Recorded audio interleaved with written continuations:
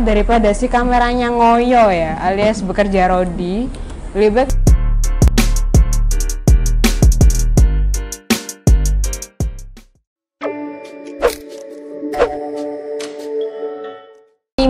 tips cara membaca kodenya ya, karena kode-kode ini akan mempengaruhi performa pemrosesan data dalam kamera kalian ya. Yang pertama kita lihat dulu kapasitasnya. Kapasitas memori ini mampu menampung berapa sih kak? Ya, misal ya. Yang ini kapasitas memorinya adalah 64 GB. Nah itu juga harus disesuaikan sama ini nih, misal di kamera kalian ada image size-nya. Jadi kayak kapasitas tadi itu harus disesuaikan juga nih sama ukuran gambar kalian. Misal kalau buat foto ya. Jadi bisa dikira-kira tuh 24, misal kalian pakai yang large 24 mega. Jadi sudah bisa berapa jepretan nih kalau misal 64 giga. Ya lebih dari 10.000 gambar lah ya Jeng ya. Terus kalau misalnya video ya tergantung formatnya ya. Kayak gitu. Yang kedua ada tulisan 80 MB per S. Kalau di sini tidak ada. Jadi memori ini mampu memproses data 80 mega per second. Jadi pas kita masukin dek kamera, pas kita masukin kita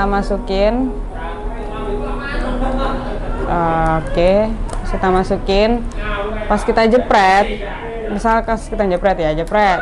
Nah, itu dia bisa memproses langsung. Jadi ini ukurannya berapa misalnya, berapa mega gitu ya. Nah itu tergantung kecepatan di memorinya. Jadi setiap hitungannya 80 mega, kecepatan pemrosesan datanya 80 mega per second saat kita habis jepret. Kan habis jepret langsung keluar fotonya kayak tadi ya. Jadi seperti itu. Terus yang ketiga itu juga kita harus kenali nih. Yang ini ada SDHC, yang ini ada SDXC. Sebenarnya ada satu lagi itu SD. Nah ini tuh cuma pengkelompokan jenis kamera berdasarkan kapasitas ya.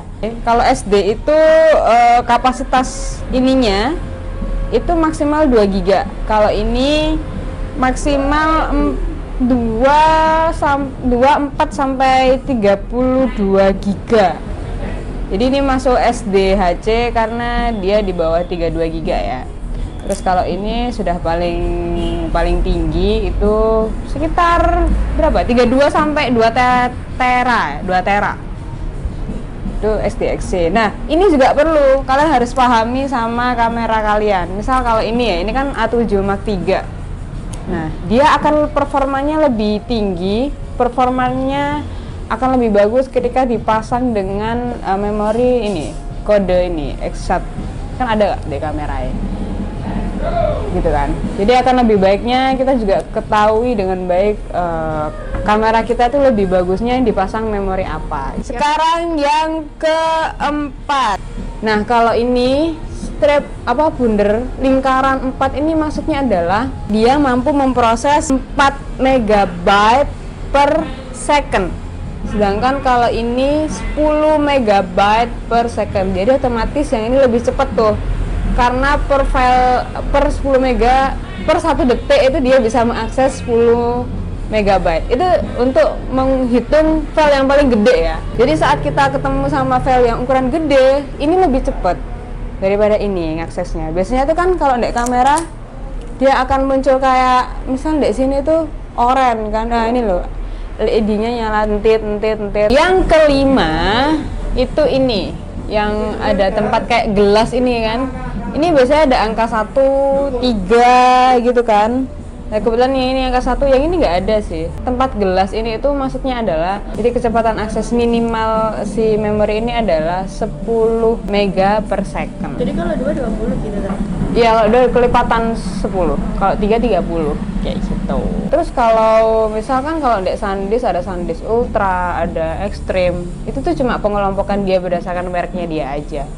Kalau Vigen sih ya wis gini. Balik lagi ke ini ya, branding merek ya. Tapi harus kalian ketahui yang paling utama adalah ini spesifikasi. Kita coba sekarang bandingkan ya untuk videografi ya. Pakai ini dulu aja. Gimana dia kecepatannya? Oke, ini sekarang coba yang ini. Oke, kita coba ya tuh. Dia memproses tuh kayak tuk tuk tuk tuk gitu. Proses dia. Set set. Baru kelihatan. Sekarang kita coba buat video ya. Set. Tuh. Tergantung juga tuh sama ininya, kameranya. Jadi si XDHC ini nggak bisa untuk video 7.3. Ini buat gambaran aja. Oke, itu tadi yang Vigen. Sekarang ganti yang ini, XDXC.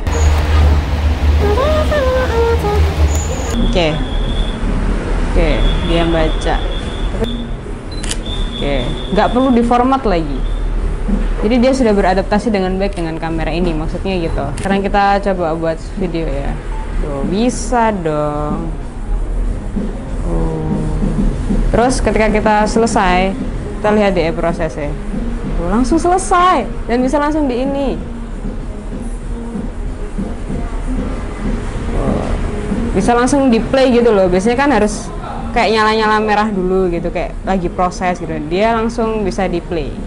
Jadi bukan soal kapasitas aja ya, bukan soal penyimpanan aja, maksudnya DQT berapa, tapi juga kecepatan dia mengakses data.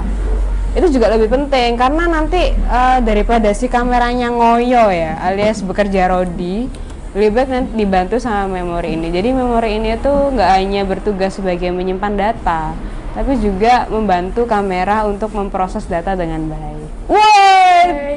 Terima kasih Sobat Tikam, kan segitu dulu, nggak tahu berapa menit ini, semoga bermanfaat. Yuhu.